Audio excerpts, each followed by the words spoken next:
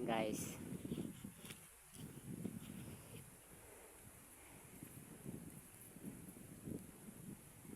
dito na naman tayo guys sa taas-taas namin guys. Ito. Ayan. Ano yan guys? Kagubatan yan dyan guys. Yan yung mga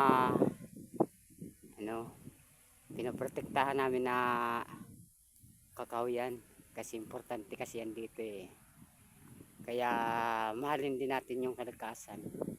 Kasi yun po ang nagbibigay ng tubig eh. Yung mga kakao yan yung nag-aayuda sa atin ng tubig eh. Kaya papahalagahan natin yung kakao yan din. Alagaan. Hindi naman sa bawal na tayong kumuha ng kahoy. Pwede naman tayong makakuha ng yung malaking kahoy para sa bahay natin. Yung mga importante lang baga. Ayun. Tapos yung sisiguraduhin din na yung kahoy na walang madadamay ba. Yung as in talaga ba.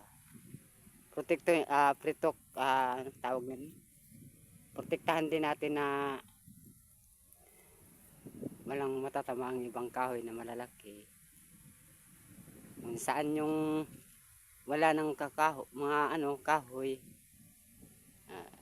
taniman na lang, parang ganun.